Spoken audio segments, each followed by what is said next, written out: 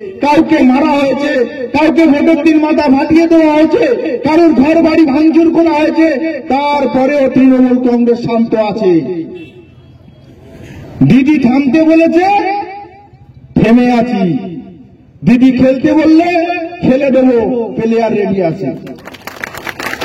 আজকের বিজেপি আপনারা দেখেছেন যেই সন্দেশখালীতে সিবিআই আর ইডি কে সামনে রেখে আর মিথ্যে মামলা করিয়ে যেভাবে তৃণমূল কংগ্রেসকে কালিমালিপ্ত করার চেষ্টা করেছে, তৃণমূল কংগ্রেসের নেতাদের যেভাবে সম্মানহানি করার চেষ্টা করেছে, মমতা বন্দ্যোপাধ্যায়ের দলকে সম্মানহানি করার চেষ্টা করেছে, তার যোগ্য জবাব মানুষ দিয়েছে।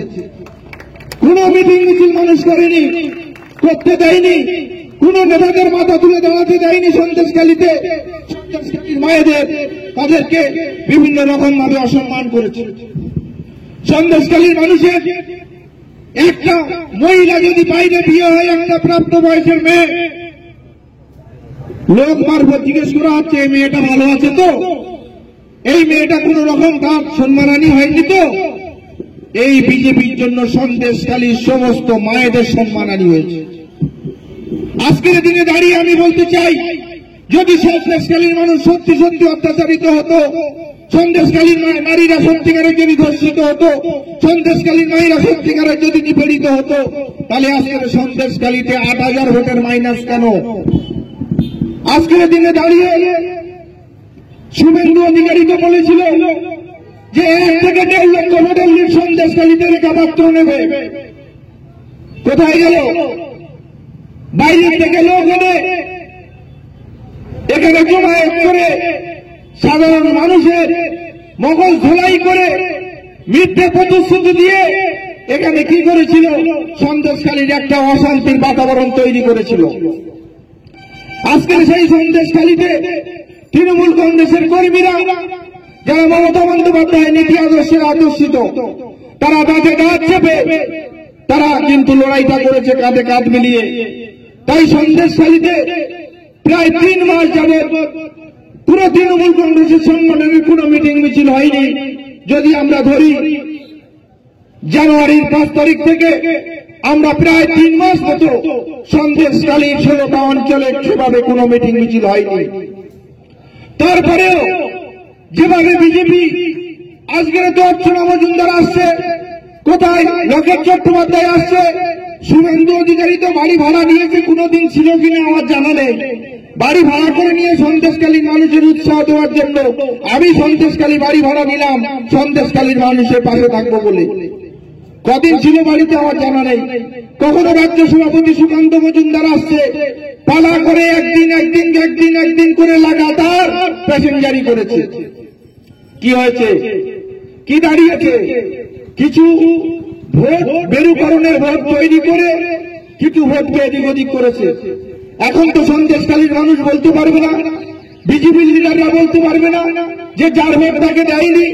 সাজান বাহিনী ছাপ্পা মেরে নিয়েছে, সাজান শেখ তো নেই, সাজান শেখের বহু হ্যান্ড নেই, কিন্তু তৃণমূল কংগ্রেসের কর্মী যাদের সততা আছে, নিষ্ঠা আছে, মমতা বন্দ্যোপাধ্যায়ের নীতি আদর্শে যারা আদর্শিত, তারা বাঁধে দাঁত চেপে কাঁধে কাঁধ মিলিয়ে লড়াই করে আজকের এই সন্দেশখালীকে বিভিন্ন অঞ্চল থেকে লিড করে কয়েকটা অঞ্চলে মাইনাসের কারণে হয়তো অল্প কিছু ভোট আমাদের মাইনাস হয়েছে। আত্মবিশ্বাস হওয়ার কিছু নেই, আর তৃণমূল কংগ্রেসের আত্মবিশ্বাস হারানোরও কিছু নেই। তৃণমূল কংগ্রেস 2024-26 বিধানসভায় জিতবে, এবং শুধু নয়, 5,00,000-এর ওপর ভোটে জিতবে। আজকের রাজবাড়ি দাঁড়িয়ে বলে গেলাম। আজকের মমতা বন্দ্যোপাধ্যায় উন্নয়নকে মানুষ ভুলে যায়নি। কিছু মানুষকে বোকা বানিয়ে, কিছু মানুষকে অর্থ দিয়ে, কিছু সন্দেশখালীর মায়েদের অর্থ দিয়ে, কিছু পিছিয়ে পড়া সম্প্রদায়ের মানুষের অর্থ দিয়ে তাদেরকে ভুল বুঝিয়ে মিথ্যের অভিযোগ করিয়ে সন্দেশখালীর নেতাদেরকে জেলে ভরার ব্যবস্থা করেছে। এই মিথ্যে দিয়ে বেশি দিন চলবে না। তাই তো সন্দেশখালীর মন্ডল সভাপতি গঙ্গাধর পায়াল তার বক্তব্য পরিষ্কার করে দিয়েছেন, যেটা টাকা দিয়ে শুভেন্দুবাবু করিয়েছে, এসব অভিযোগ কিছু ছিল না, যা ছিল সবই মিথ্যা। ওই জমি জায়গার লিজ সংক্রান্ত বিষয় কিছু ছিল, তাছাড়া নারী নির্যাতনের কোনো ঘটনা সন্দেশখালী দিল না। তাই আমি আপনাদের বলতে চাই, সত্যের জয় হবে, আমরা উন্নয়নে বিশ্বাসী, আমরা মমতা বন্দ্যোপাধ্যায়ের নীতি আদর্শে বিশ্বাসী। শুনে রাখুন, অনেক বিজেপির বন্ধুরা বলেছিল যখন শুভেন্দু অধিকারী এখানে যে তাতিয়ে দিয়েছে, যখন বিজেপির অন্যান্য লিডাররা এসে তাতিয়ে দিয়েছে, তারা বলছে 4 তারিখের পরে তৃণমূলের অমুকের মাথা কেটে দেবো, অমুকের ঘর বাড়ি ভেঙে সমান করে দেবো, অমুক থাকে কোথায় দেখে নেব। আমি তাদের উদ্দেশ্যে বলতে চাই, বন্ধু তোমরা এবার কোথায় আছো? তোমরা কেন 4 তারিখে দুপুরের পরে সব পালালে? তোমাদেরকে তো কেউ তাড়াইনি, আর তৃণমূল কংগ্রেসের কোন কর্মীরা বলেনি তোমাদেরকে দেখে নেব।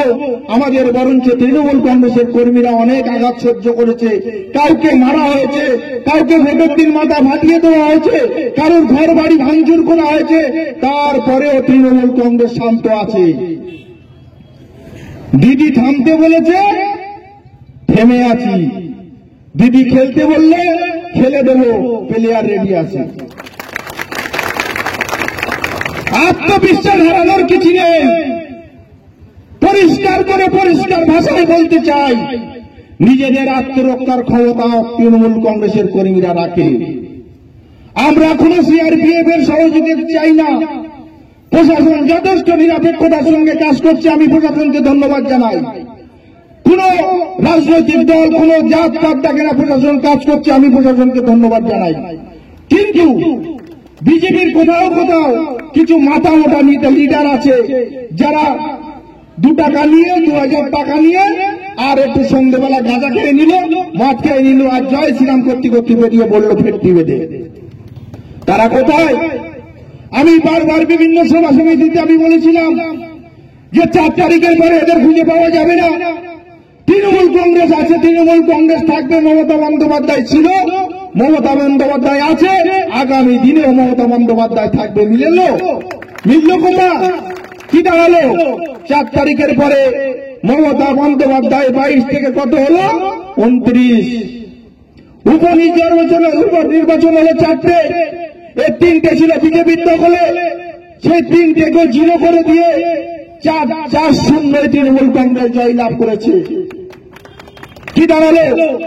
বাংলার মানুষ মনের অন্তরে মমতা বন্দ্যোপাধ্যায়কে রেখেছে, অন্তরের মধ্যে মমতা বন্দ্যোপাধ্যায়কে রেখে দিয়েছে। আমি তো গান করতে পারি না, সায়নী ঘোষ ভালো বলে, হিত মাজারে রাখবো, ছেড়ে দেব না। কার উদ্দেশ্যে বলেছিল? মমতা বন্দ্যোপাধ্যায়ের উদ্দেশ্যে বলেছিল, হৃদয় মাঝে রাখবো, ছেড়ে দেব না। কারণ মমতা বন্দ্যোপাধ্যায় যেভাবে মানুষের কাজ করেছে, মমতা বন্দ্যোপাধ্যায় যেভাবে শিক্ষাকে এগিয়ে নিয়ে যাওয়ার ব্যবস্থা করেছে, যেভাবে সড়কপথ উন্নয়নের, আমরা আজকের একটা ভোটার আইডেন্টি কার্ড পেয়েছি, শুধু পশ্চিম বাংলার মানুষ নয়, মমতা বন্দ্যোপাধ্যায়ের আন্দোলনকে স্বীকৃতি দিয়ে তাকে মেনে নিয়ে সারা ভারতবর্ষে আইডেন্টি কার্ড তৈরি হয়েছে। তাই মমতা বন্দ্যোপাধ্যায় যাই তাই লোক নয়, তিনি যাই তাই নেত্রী নন, জনগণের নেত্রী, জনমানবের নেত্রী, অসহায় দুর্দশা মানুষের নেত্রী হচ্ছে মমতা বন্দ্যোপাধ্যায়। আপনারা দেখেছেন এই মমতা বন্দ্যোপাধ্যায় বিভিন্ন সময় বিভিন্ন আন্দোলনে তিনি তৎকালীন সরকার বামফ্রন্টের প্রতিবাদ করেছেন বিভিন্ন কাজে। আপনারা দেখেছেন আজকের দিনে দাঁড়িয়ে মমতা বন্দ্যোপাধ্যায়ের আমলে পশ্চিমবাংলা অনেক শান্ত, অনেক সুশৃঙ্খল, অনেক উন্নয়ন হয়েছে পশ্চিমবাংলায়। কিন্তু আমরা কি দেখেছি? বাম আমলে বিভিন্ন জায়গায় গণহত্যা করেছে, সাইবাড়ি গণহত্যা, মরিচাপিঠে গণহত্যা, বানতলায় মহিলাদের উপরে ধর্ষণ করে তাদেরকে লোহার রড ঢুকিয়ে যৌনাঙ্গে তাদের উপরে অত্যাচার করেছে এই বামফ্রন্ট সরকার। আজকে তাদের ডুপ্লিকেট হচ্ছে যে বিজেপি।